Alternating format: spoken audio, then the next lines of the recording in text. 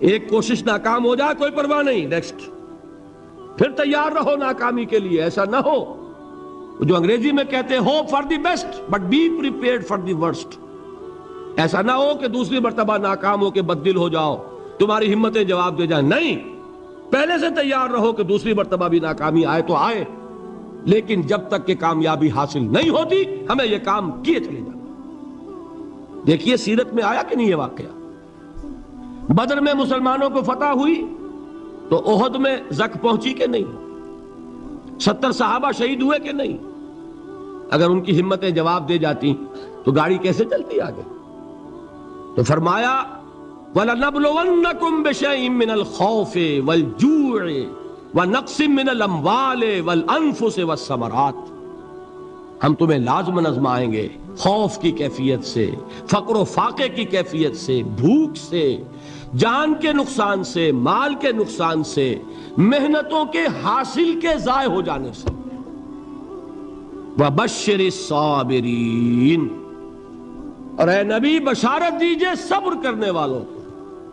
الَّذِينَ إِذَا أَصَابَتْهُمْ مُصِيبَةٌ، وہ کہ جب ان پر کوئی تکلیف آئے، کوئی مصیبت آئے، کوئی آزمائش آئے، قالوا انا للہ و انا الیہ راجعون، وہ یہ کہیں کہ ہم اللہ ہی کے ہیں، اللہ ہی کی طرف لوٹ جانا ہے.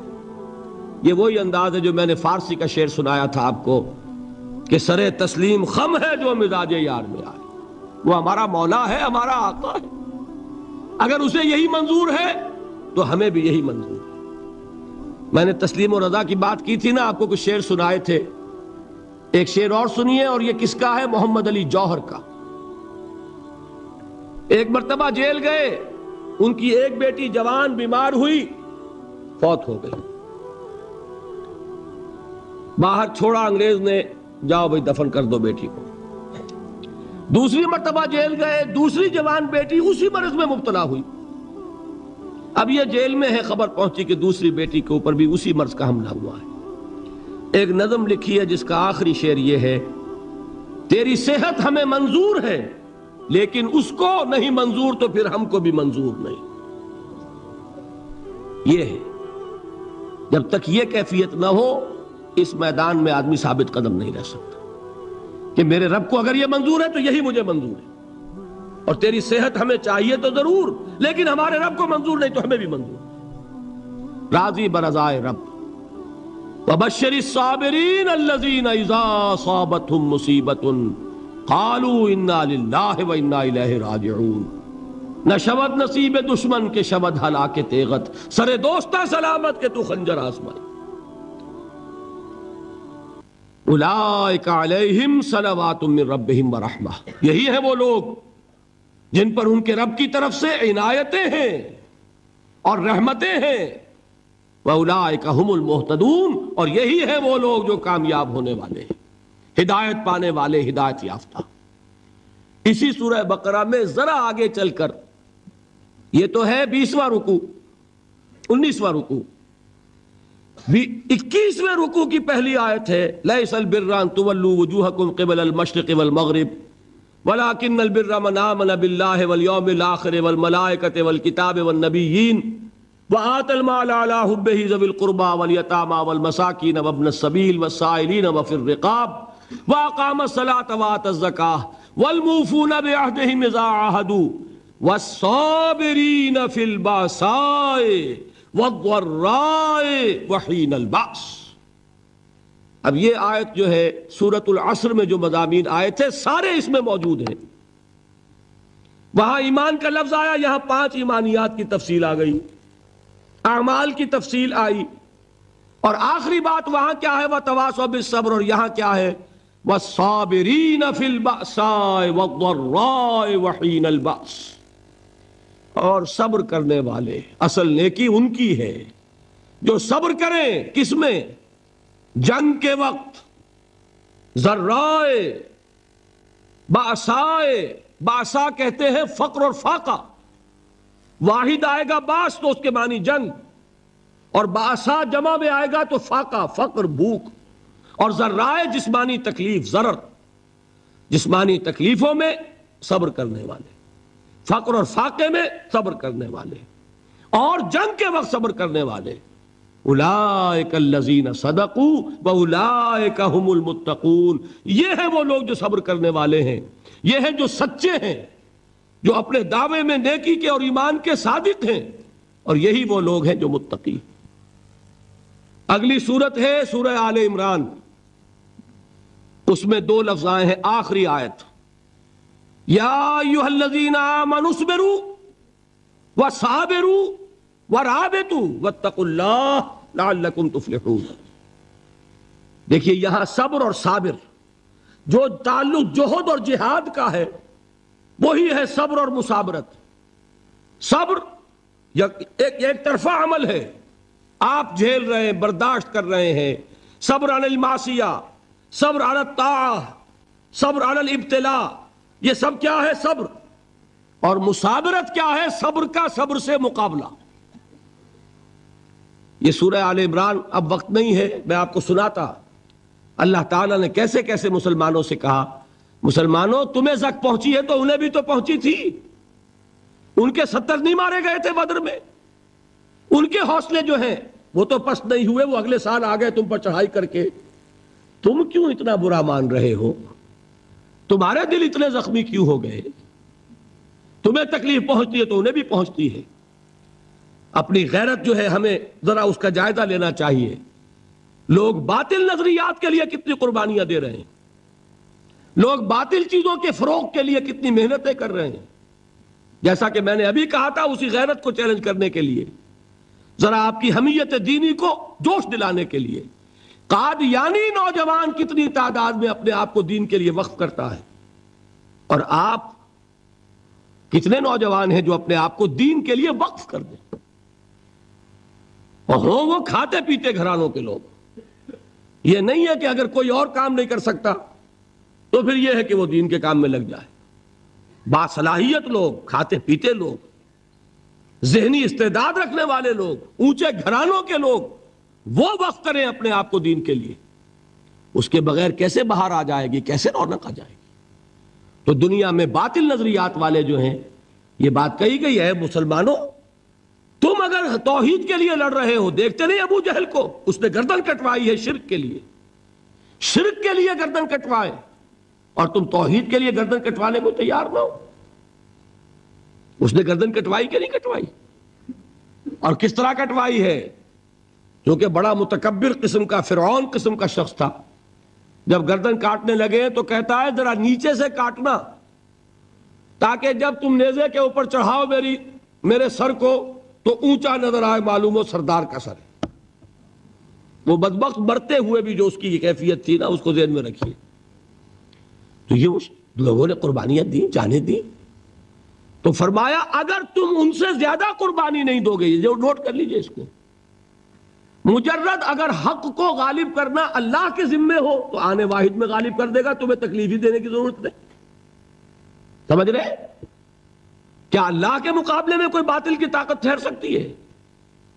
یہ تمہارے ایمان کا امتحان ہے، یہ تمہارے خلوص کی آزمائش ہے، یہ تمہارے امتحان کا ثبوت درکار ہے کہ اللہ تعالیٰ دیکھنا چاہتا ہے تم اس کے لیے اپنی جانیں قربان کرنے کو تیار ہو کہ نہیں، تم اس کے لیے تن من دھن لگانے کو تیار ہو کہ نہیں۔ اور یہ جان لو کہ اگر کفار اور مشرکین اور ملحدین اور باطل نظریات والے وہ جو کچھ قربانیاں اپنے باطل نظریات کے لیے دے رہے ہیں، ان سے زیادہ اگر تم نہیں دو گے تو حق غالب نہیں ہوگا۔ انہوں نے جو صبر کیا ہے اپنے باطل نظریات پر، اگر تم اس سے زیادہ صبر کا ثبوت نہیں دو گے اپنے اس حق پر تو حق غالب نہیں ہوگا۔ اس لیے فرمایا یا ایھا الذین آمنوا اصبروا وصابروا، نہ صرف یہ کہ صبر کرو بلکہ صبر میں اپنے دشمنوں سے آگے نکلو، ان کے صبر سے بڑھ کر صبر کرو۔ وَرَابِطُوا، مرابطہ کہتے ہیں چوکس رہنا، ہوشیار، پہرا دو، ایسا نہ ہو کہ دشمن جو ہے غفلت میں تمہارے اوپر کوئی حملہ جو ہے کر بیٹھے۔ وَاتَّقُوا اللَّهَ، اور اللہ کا تقوی اختیار کرو، لعلکم تفلحون، تاکہ تم فلاح پاؤ۔ یہ ہے حضرات تواصوا بالصبر۔ میں نے عرض کیا تھا ہر جگہ پر آپ کو چوٹی کی بات صبر ملے گا. آیت الکرسی، آیت البر جو میں نے آپ کو سنائی آخر میں، والصابرین فی الباساء والضراء وحین الباس. حامیم سجدہ، وما یلقاها الا الذین صبروا وما یلقاها الا ذو حظ عظیم. اس کے بغیر تو نہیں ہوگا. تھوڑ دلے لوگ، کم ہمت لوگ، عزیمت نہ رکھتے ہو، حوصلہ نہ رکھتے ہو، برداشت نہ رکھتے ہو، تحمل نہ کر سکیں، لالچ سے ڈگمگا جائیں. دیکھیے یہ بھی میں نے چونکہ بات کہی تھی، سن لیجئے سیرت سے.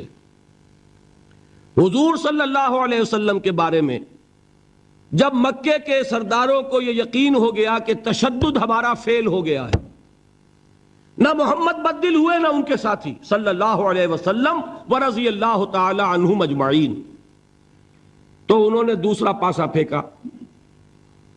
پہلا پاسا کیا تھا؟ استہزاء، تمسخر، مذاق، ڈیمورلائز کرو، نروس بریک ڈاؤن کرو ان کا، بیٹھ جائیں یہ پتاشے کی طرح. معلوم ہوا نہیں ہے تو کھڑے رہے. تو دوسرا وار، مارو، ستاؤ، تکلیفیں دو، بھوکا مارو، دہکتے ہوئے انگاروں پر لٹاؤ، ان کو ہلاک کرو. معلوم ہوا یہ حربہ بھی ناکام ہو گیا. ایک آدمی واپس نہیں پھرا. ایک شخص کو بھی ہم اپنے اس تمام پرسیکیوشن سے نہ توحید سے ہٹا سکے، نہ محمد سے برگشتہ کر سکے صلی اللہ علیہ وسلم. بلکہ مرض بڑھتا گیا جوں جوں دوا کی. ان کے اعتبار سے تو مرض تھا نہیں کہ وہ تو بات آگے بڑھ رہی. ہم نے جتنا دبایا، وہ جو کہا ہے کہ اتنا ہی یہ ابھرے گا جتنا کہ دبا دیں گے، تو ہمارا دباؤ جو ہے وہ ناکام ہو گیا. تو تیسرا بار آیا تھا. وہ کیا تھا؟ سفارت آئی ابو طالب کے پاس. دیکھو ابو طالب، تمہارا بھتیجا جو ہے وہ ہمارے معبودوں کو باطل ٹھہرا رہا ہے، ہم تنگ آ چکے ہیں. اگر تو اسے بادشاہت چاہیے، اگرچہ ہم کسی بادشاہت کے عادی نہیں ہیں، لیکن ہم اسے اپنا بادشاہ بھی مان لیں گے. اگر اسے دولت چاہیے، وہ اشارہ کرے، ہم سیم و زر کے انبار اس کے قدموں میں لگا دیں گے. اور کہیں نکاح کرنا چاہے، اشارہ کر دے، جس اونچے سے اونچے گھرانے میں وہ چاہے گا قریش کے، ہم اس کی شادی کر دیں گے. تینوں ہی لالچ ہے نا دنیا میں. ویسے تو زر، زن، زمین، آپ کے ہاں یہ تین زے مشہور ہیں. زر، زن، زمین. زمین کو اقتدار سمجھ لیجئے، قوت سمجھ لیجئے، دبدبہ سمجھ لیجئے. زن، زر اور حکومت، تینوں پیشکشیں انہوں نے کی. دیکھیے یہ ہوتے ہیں مرحلے تحریکوں کے لیے بہت ہی نازک. نبی کے لیے تو خیر کوئی امکان نہیں تھا. غیر نبی ہو تو سوچے گا نا، یہ بادشاہ بنا رہے ہیں، بادشاہ بنو، اس وقت تھوڑا سا کمپرومائز کر لو، پھر ہاتھ میں قوت آ جائے گی تو پھر سب ٹھیک کر لیں گے. اگرچہ کبھی ٹھیک نہیں ہوتا، وہ ٹھیک ہوتا ہے اسی پروسیس سے جو محمد الرسول اللہ نے اختیار کیا. یہ تمام ٹیمپٹیشنز ہوتی ہیں، راستے سے بھٹکانے کی کوشش، کہ دباؤ سے نہیں مانے تو یہ لالچ جو ہے یہ انہیں ہٹائے. کیا جواب تھا حضور کا صلی اللہ علیہ وسلم؟ چچا نے جب بات کی ہے، انہیں براہ راست تو حضور سے بات کرنے کی ضرورت نہیں ہوئی تھی، ابو طالب کے واسطے سے بات کی. چچا نے جب بات کی ہے آ کر، حضور نے فرمایا چچا جان اگر وہ میرے داہنے ہاتھ میں سورج اور بائیں میں چاند رکھ دے تب بھی میں یہ کام نہیں چھوڑ سکتا. تو عزیمت میں نے کہا تھا صبر کیا ہے؟ اپنے طے کردہ راستے پر بڑھتے چلے جانا، نہ کسی ٹیمپٹیشن سے، نہ کسی پریشر سے، نہ کسی تکلیف سے، نہ کسی ایذا سے، نہ کسی استہزاء سے، کسی سے بھی متاثر ہوئے بغیر اپنی منزل کی طرف پیش قدمی کیے چلے جانا. یہ ہے صبر. یہ صبر کی آخری منزل ہے. اور انقلابی صبر جو ہے اس میں ایک مرحلہ آتا ہے پیسیو ریزسٹنس، ایک آتا ہے ایکٹیو ریزسٹنس. ایک میں صبر محض ہے، جھیلو، برداشت کرو، کوئی ریٹیلیشن نہیں. اور ایک وہ آتا ہے کہ اب آگے بڑھو. بڑا پیارا مصرع ہے، آگے بڑھو یا وقت کی رفتار روک دو. وہ آگے بڑھ کر پھر نظام باطل کو چیلنج کیا جاتا ہے، اور پھر جنگ ہے، ان اللہ یحب الذین یقاتلون فی سبیلہ صفا کانہم بنیان مرصوص ان اللہ اشتری من المؤمنین انفسہم واموالہم بان لہم الجنہ یقاتلون فی سبیل اللہ فیقتلون ویقتلون وعدا علیہ حقا فی التوراۃ والانجیل والقرآن ومن اوفی بعہدہ من اللہ فاستبشروا ببیعکم الذی بایعتم بہ وذلک هو الفوز العظیم۔ اللہ نے اہل ایمان سے ان کے جانیں اور ان کے مال خرید لیے ہیں جنت کے عوض۔ نتیجہ کیا ہے؟ وہ جنگ کرتے ہیں اللہ کی راہ میں، قتل کرتے بھی ہیں، قتل ہوتے بھی ہیں۔ بدر میں 70 کو قتل کیا، مسلمان شہید ہوئے 13، 14ویں وہ تھے جو زخمی ہو گئے تھے، واپسی پر مدینے کے راستے میں ان کا بھی انتقال ہوا، 14 مسلمان ادھر 70، اور احد میں 70 صحابہ شہید ادھر 23۔ تلک الایام نداولها بین الناس، یہ دن ہے جن کو ہم الٹ پھیر کرتے رہتے ہیں لوگوں کے مابین، لیکن یہ کہ بد دل نہیں ہوئے، قافلہ بڑھتا رہا۔ اور غزوہ احزاب میں وہ شعر میں کل سنا چکا ہوں محمد کے جانثاروں کا، نحن الذین بایعوا محمدا علی الجہاد ما بقینا ابدا، ہم وہ ہیں جنہوں نے محمد سے بیعت کی ہے جہاد کی صلی اللہ علیہ وسلم۔ اب یہ جہاد، یہ قتال، یہ جنگ، یہ سرفروشی، یہ جاں فشانی جاری رہے گی جب تک جان میں جان ہے، یا تخت یا تختہ، یا اللہ کا دین غالب ہوگا اور یا ہم اپنی جانیں اسی کام میں اللہ کے حوالے کریں۔ اللہ تعالیٰ مجھے اور آپ کو اس کی توفیق دے کہ ایمان کے عملی تقاضوں کو پورا کرنے میں اللہ کے دین کی دعوت کے لیے، دیکھیے تینوں لیول میں نے بیان کر دیے۔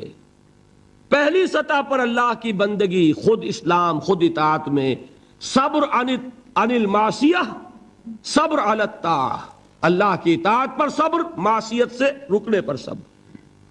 دعوت میں اپنے کیریئر، اپنے خوشنما مستقبل کا صبر، اور استہزاء اور تمسخر اور مذاق اور فقرے اور جملے جھیلنا، وصبر علی ما یقولون۔ انقلاب اور اللہ کے دین کو قائم کرنے کے لیے صبر، پیسو ریزسٹنس، ایکٹیو ریزسٹنس۔ ایک صبر محض ہے، ایک مثابرت ہے، ایک یہ کہ جھیلو، برداشت کرو لیکن ہاتھ نہ اٹھاؤ، اور ایک یہ کہ آگے بڑھو، باطل کو للکارو اور جان ہتھیلی پر رکھ کر میدان میں آ جاؤ۔ یہ 6 صبر میں نے آج آپ کو بتائے، 2 صبر ہیں ہر لیول کے۔ میں نے عرض کیا تھا کہ یہ تینوں لیول سامنے ہوں گے تو ہی مختلف چیزوں کے، جہاد کے درجات بھی تب سمجھ میں آئیں گے اور صبر کے مراتب بھی سب سمجھ میں آئیں گے۔ اللہ تعالی ہمیں جہاد کی توفیق عطا فرمائے اور صبر کی توفیق عطا فرمائے اور فیصلہ کرنے کی توفیق عطا فرمائے کہ میری زندگی کا مقصد تیرے دین کی سرفرازی، میں اسی لیے مسلمان، میں اسی لیے نمازی۔ حضرت مصعب بن عمیر رضی اللہ تعالی عنہ، وہ نوجوان 200 درہم کا جوڑا ان کا سل کر آتا تھا شام سے تیار ہو کر، لباس معطر ہوتا تھا، جدھر سے نکل گیا پوری گلی جو ہے وہ معطر ہو گئی، انگلیاں اٹھ رہی ہیں، وہ جا رہا ہے مصعب، یہ خوشبو اس کی ہے۔ اس مصعب کے ساتھ کیا سلوک کیا؟ باپ تو مر چکا تھا، ماں نے پالا تھا، دولت بہت چھوڑ کر گیا تھا باپ، لہذا ماں نے بڑے ناز و نام میں پالا، بڑے لاڈ پیار میں، 200 درہم کا جوڑا تیار ہو رہا ہے۔ لیکن یہ کہ آپ کو معلوم ہے عرب کے اس معاشرے میں عورت کی کوئی حیثیت نہیں تھی، ماں کا اختیار نہیں تھا، چچا تھا اب سربراہ خاندان کا۔ چچا نے کہا مصعب اگر تم نے اپنے باپ کا دین چھوڑ دیا ہے تو باپ کی دولت پر بھی تمہارا کوئی حق نہیں ہے، نکل جاؤ گھر سے۔ اس نے یہ سوچا تھا کہ مصعب کے ہوش ٹھکانے آ جائیں گے، دن میں تارے نظر آ جائیں گے، ناز و نام میں پلا ہوا گھر سے نکل کے جائے گا کہاں، یہ سارا نشہ جو ہے توحید کا یہ حیران ہو جائے گا۔ حضرت مصعب کا جواب بالکل برعکس تھا، اچھا ٹھیک ہے چچا جان میں گھر چھوڑتا ہوں۔ وہی بات جو کبھی کہی تھی ابراہیم نے، باپ نے کیا کہا تھا؟ واجرنی ملیہ، جاؤ چلے جاؤ، دفع ہو جاؤ میری نگاہوں سے۔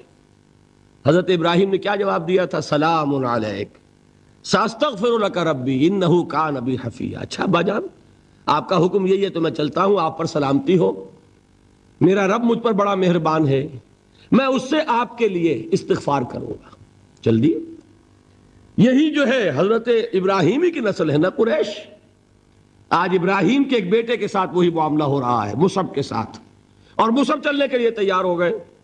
چچا نے سوچا, میں سمجھتا تھا کہ ہوش ٹھکانے آ جائیں گے, یہ تو تیار ہو گیا نکلنے کے لیے. غصے میں آ کے اگلی بات کہی, یہ کپڑے جو پہنے ہوئے تم نے یہ بھی اسی مشرک باپ کی کمائی کے ہیں, اتارو ان کو.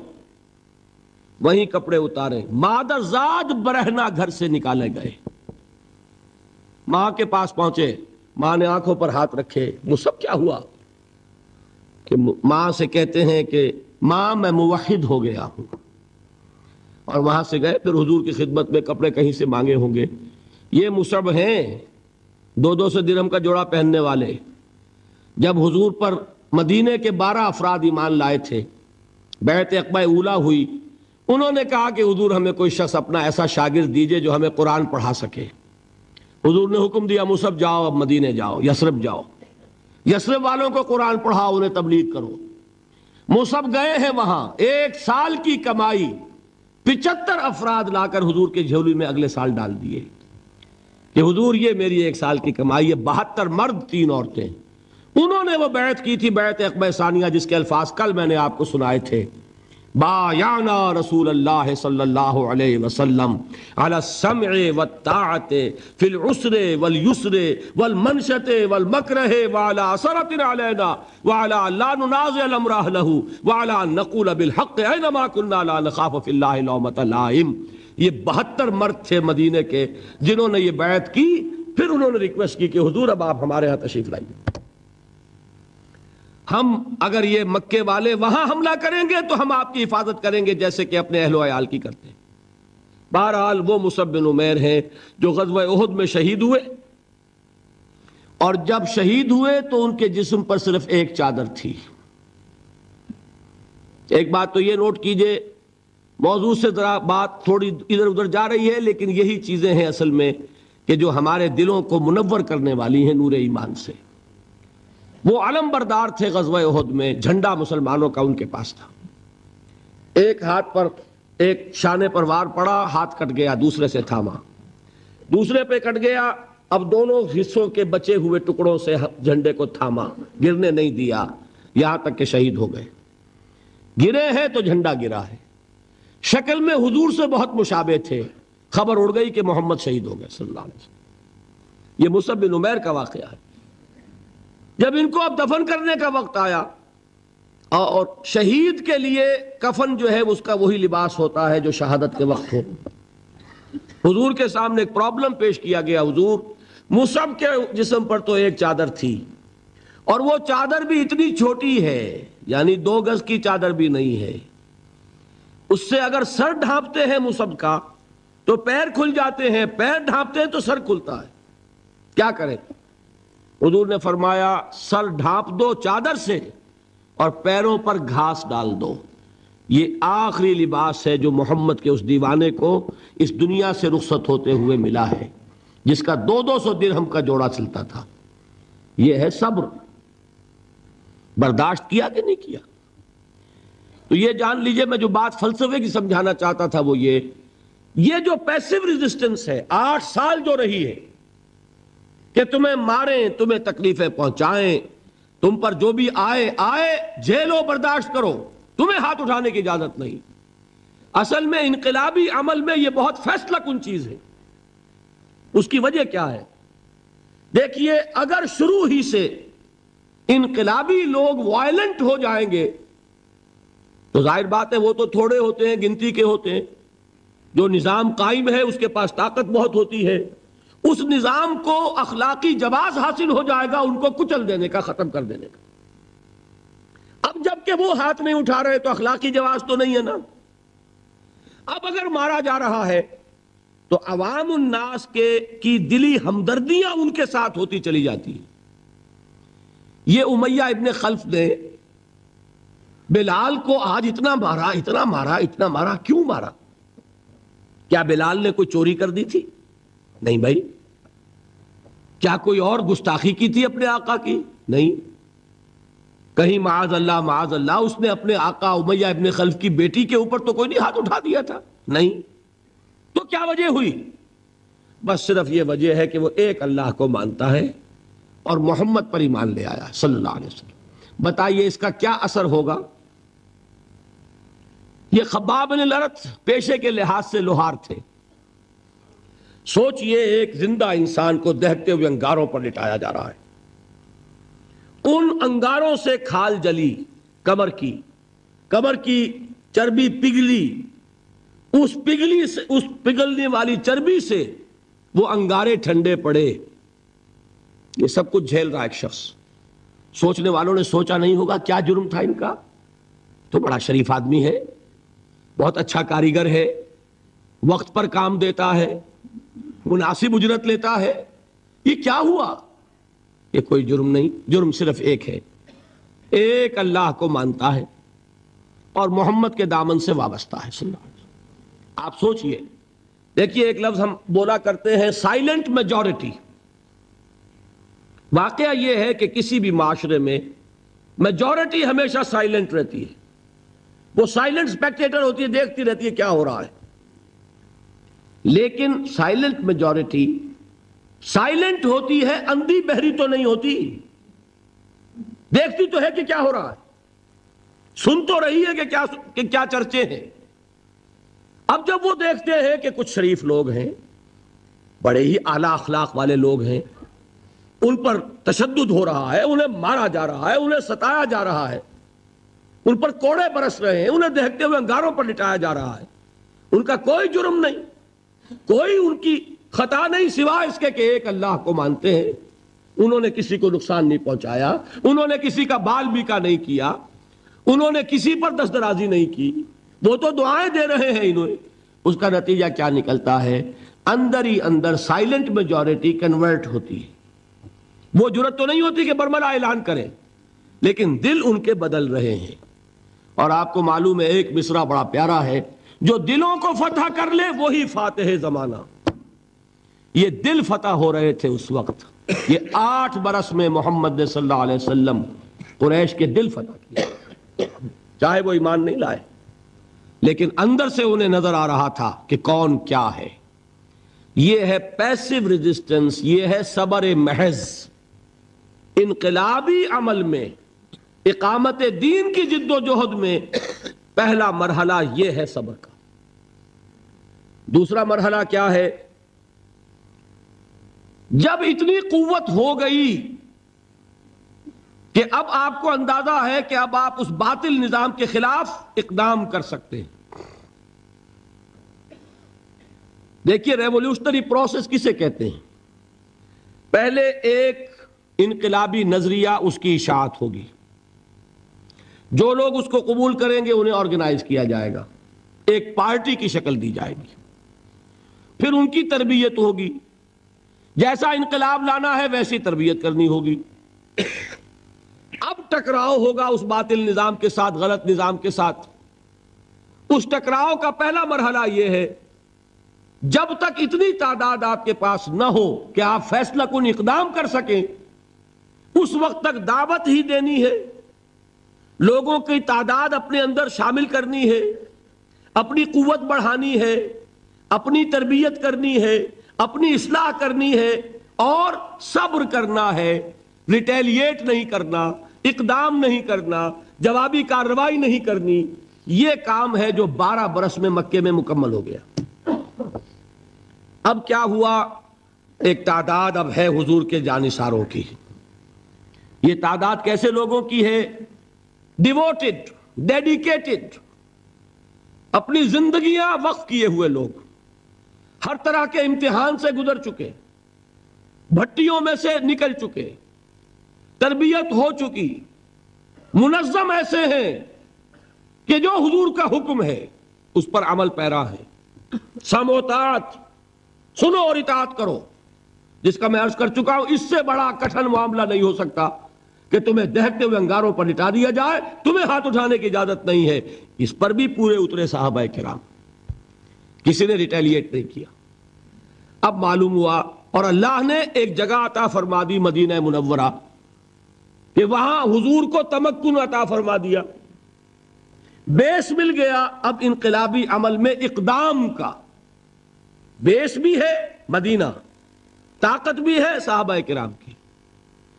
اب اقدام ہوا۔ اقدام کیا تھا؟ نبی اکرم صلی اللہ علیہ وسلم نے مدینے پہنچنے کے بعد، اور یہ نوٹ کر لیجئے، سورہ حج کی ایک آیت ہے، اُذِنَ لِلَّذِينَ يُقَاتَلُونَ بِأَنَّهُمْ ظُلِمُوا وَإِنَّ اللَّهَ عَلَى نَصْرِهِمْ لَقَدِيرٌ۔ آج سے اجازت دی جا رہی ہے ان لوگوں کو جن پر ظلم و ستم کے پہاڑ توڑے گئے۔ ابھی تک حکم تھا ہاتھ بندے رکھو، آج سے ہاتھ کھول دیے گئے۔ یو کین ریٹیلیٹ، تم بدلہ لے سکتے ہو، جوابی کارروائی کر سکتے ہو۔ یہ آیت نازل ہوئی، حضرت عبداللہ ابن عباس کی یہ رائے ہے کہ یہ آیت نازل ہوئی ہے دوران سفر ہجرت، جب حضور مکے سے مدینے تشریف لے جا رہے تھے، یہ آیت نازل ہوئی۔ یہ گویا کہ ٹرننگ پوائنٹ ہے کہ اب تک تو تمہیں حکم یہ تھا کہ چاہے تمہارے جسم کے ٹکڑے اڑا دیے جائیں، تم کوئی جوابی کارروائی نہیں کر سکتے۔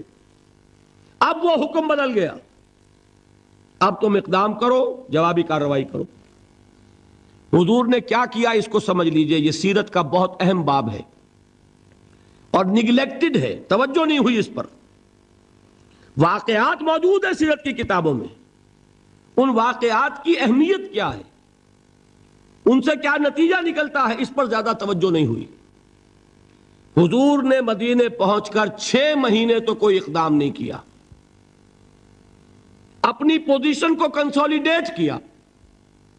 3 اہم کام کیے، مسجد نبوی کی تعمیر کے ایک مرکز وجود میں آ جائے، وہی اب آپ کی تربیت گاہ ہے، وہی خانقاہ ہے، وہی گورنمنٹ ہاؤس ہے، وہی درسگاہ ہے، اصحاب صفہ ہے، حضور صلی اللہ علیہ وسلم ہے، نماز با جماعت ہے، خطبہ جمعہ ہے، تو خانقاہ بھی وہی، تربیت گاہ بھی وہی، درسگاہ بھی وہی، گورنمنٹ ہاؤس بھی وہی۔ دوسرا کام کیا کیا؟ جو یہودی قبائل تھے ان کو جکڑ لیا، معاہدوں میں معاہدے کر لیے، تاکہ مدینے کے ڈیفنس کے لیے جوائنٹ ڈیفنس، اگر مدینے پر حملہ ہوگا طے ہو گیا کہ مل جل کر ڈیفینڈ کریں گے۔ یہ ایک بہت بڑا اقدام ہے۔ یہ تو آپ جو مستشرقین ہیں ان کی اگر کتابیں پڑھیں، Muhammad at Mecca, Muhammad at Medina by Montgomery Watt, تو آپ کو پتا چلے گا کہ کیا کیا تعریفیں لوگوں نے کی ہے کہ یہ کس قدر اہم اقدام تھا اور کتنی دور بینی اور پیش بندی کا معاملہ کیا تھا محمد رسول اللہ نے۔ تیسرا کام کیا کیا؟ مواخات، مہاجرین اور انصار کو جوڑ کر ایک وحدت بنانا۔ آپ کو معلوم ہے اس کی تاریخ میں کوئی مثال نہیں ہے۔ ایک انصاری ایک مہاجر بھائی ہو گئے تو لوگوں نے گھر تقسیم کر دیے، دکانیں تقسیم کر دی، کاروبار بانٹ دیے۔ یہاں تک واقعہ ملتا ہے کہ ایک انصاری صحابی اپنے مہاجر بھائی کو گھر لے گئے، فرمایا یہ میری 2 بیویاں ہیں، ان میں سے جو تمہیں پسند ہو اشارہ کر دو، میں ابھی طلاق دے دوں گا تاکہ تم ان سے شادی کر لو۔ میں یہ برداشت کرنے کو تیار نہیں کہ میرے گھر میں 2 بیویاں ہوں اور میرے بھائی کا گھر جو ہے وہ آباد نہ ہو۔ کوئی مغالطہ آپ کو نہ ہو جائے، کوئی غلط دلیل اس سے آپ نہ لے۔ اس وقت تک پردے کا حکم نہیں آیا تھا، پردے کا حکم بعد میں آیا، وہ سن 5 میں آیا، 6 میں آیا، سورہ نور میں، سورہ احزاب میں۔ یہ تو 5 اور 6 کی صورتیں ہیں۔ یہ واقعہ ہو رہا ہے سن 1 ہجری میں، تو ابھی پردے کا حکم تھا نہیں، پردہ اس معاشرے میں تھا نہیں۔ گھر لے گئے سیدھے، یہ 2 بیویاں ہیں اور ان میں بھی چوائس تمہارا، جو تم پسند کرو۔ یہ 3 کام ہے انٹرنل کنسولیڈیشن، اور اس کے بعد آپ نے اب چھاپا مار دستے بھیجنے شروع کر دیے۔ مکے کے خلاف اقدام، وہ اقدام کیا ہے؟ جدید اصطلاح میں بات سمجھا دوں گا۔ 2 کام: political isolation of Quraysh and economic blockade of Mecca. حضور تشریف لے گئے، ایک قبیلے سے آپ نے معاہدہ کر لیا، وہ قبیلہ یا تو پہلے حلیف تھا قریش کا، اب حلیف ہو گیا محمد کا صلی اللہ علیہ وسلم۔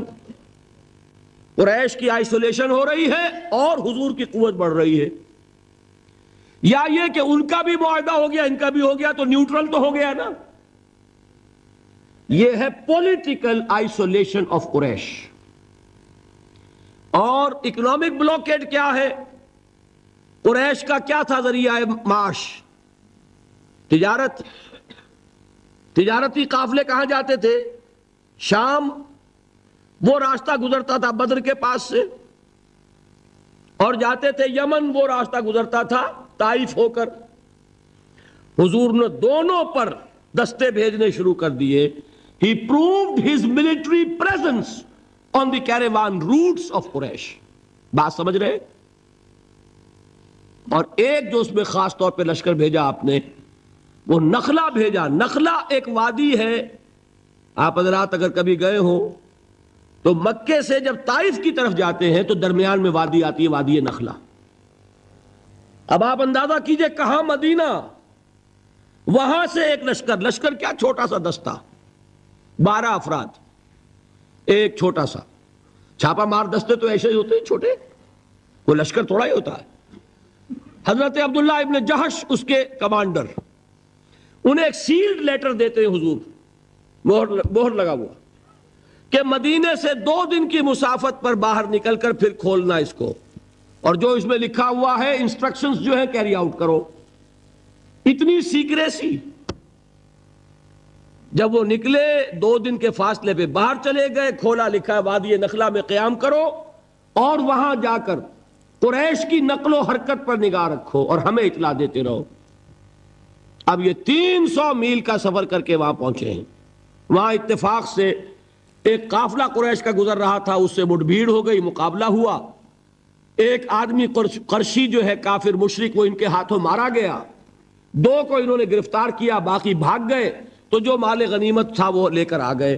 حضور ناراض ہوئے کہ میں نے تمہیں اس کا حکم نہیں دیا تھا، میں نے صرف یہ کہا تھا کہ وہاں قیام کر کے ہمیں انفارم کرتے رہو. لیکن یہ بات ریکارڈ پر آ جانی چاہیے کہ ہجرت کے بعد پہلا قتل جو ہوا مسلمانوں کے ہاتھوں ایک مشرک کا ہوا. یہ تھی جس نے مکے میں آگ لگا دی. اتنی جرت ہو گئی محمد کی صلی اللہ علیہ وسلم. ادھر سے وہ ابو سفیان لے کر گئے ہوئے تھے قافلہ، تجارتی قافلہ، وہ واپس آ رہا تھا. اس کی طرف سے ایک پیغام پہنچ گیا کہ میرے قافلے کو خطرہ ہے محمد کے آدمیوں سے صلی اللہ علیہ وسلم، لہذا فوراً کوئی انتظام کرو مدد کا. یہ ہے وہ چیز جس کی آڑ لے کر ابو جہل جیسے لوگوں نے لشکر تیار کیا اور بدر کی طرف مارچ کیا. یہاں سے پہلی جنگ ہوئی ہے غزوہ بدر سن 2 ہجری میں. اگر حضور اقدام نہ کرتے، حضور نے یہ دستے بھیجے نہ ہوتے، اگر مسلمانوں کے ہاتھوں ایک کافر کا قتل نہ ہوتا، اگر وہ راستہ جو ہے تجارتی راستہ وہ مخدوش نہ ہو گیا ہوتا، بدر کی جنگ نہ ہوتی. یہ اقدام تھا محمد الرسول اللہ صلی اللہ علیہ وسلم کا، جس کے نتیجے میں final phase of revolution, armed conflict, وہ اب شروع ہوا ہے سن 2 میں، جاری رہا سن 8 تک. اندرون ملک عرب یہ 6 سال ہیں.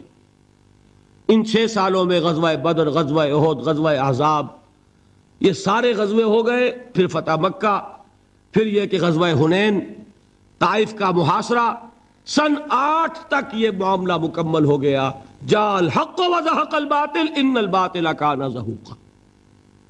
جب یہ فیز شروع ہوا ہے تو یہ آیتیں نازل ہوئی جو میں نے سنائی تھی آپ کو، یا ایھا الذین آمنوا استعینوا بالصبر والصلاۃ. اے مسلمانوں، اہل ایمان، مدد حاصل کرو. اب جو نیا فیز شروع ہو چکا ہے تمہاری جد و جہد کا. یہ مدنی آیت ہے نا، مدنی صورت ہے. وہ جد و جہد کا دور جو تھا مکی، وہ کچھ اور تھا، یہ کچھ اور ہے. اس میں تو اب تمہیں آگے بڑھنا ہے، کفر پر اور شرک پر حملہ آور ہونا ہے، اقدام کرنا ہے، چیلنج کرنا ہے. فاستعینوا بالصبر والصلاۃ. مدد حاصل کرو کس سے؟ صبر سے اور نماز سے. ان اللہ مع الصابرین. جان لو کہ اللہ تعالیٰ صبر کرنے والوں کے ساتھ ہے. ولا تقولوا لمن يقتل في سبيل الله اموات. اور ہرگز نہ کہو اسے جو اللہ کی راہ میں قتل ہو جائے کہ وہ مردہ ہے. بل احیاء ولکن لا تشعرون، نہیں، وہ زندہ ہے لیکن تمہیں ان کا شعور نہیں ہے۔ اور سنیے اب یہ آیت اہم ترین ہے صبر کے موضوع پر۔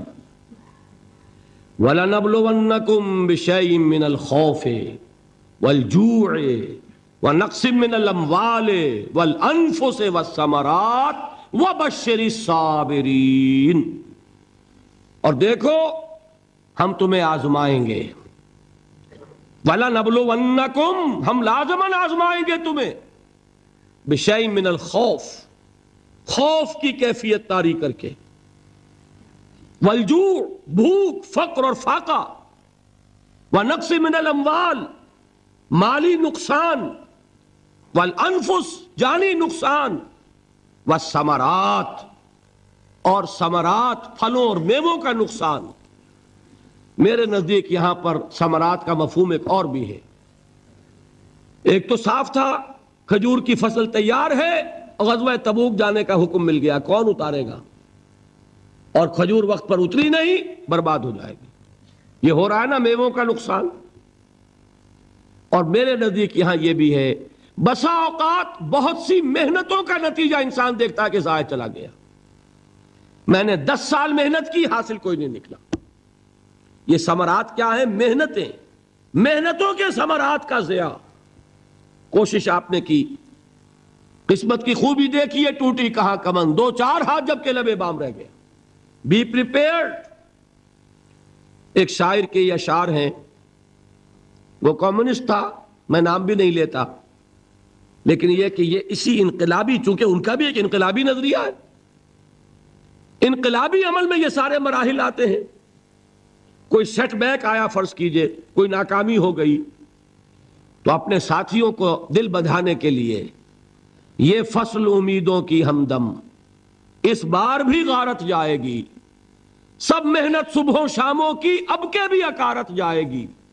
میرے نزدیک یہ ثمرات کا جو لفظ یہاں آیا ہے، وَنَقْصٍ مِّنَ الْأَمْوَالِ وَالْأَنفُسِ وَالثَّمَرَاتِ، سب محنت صبحوں شاموں کی اب کے بھی اکارت جائے گی۔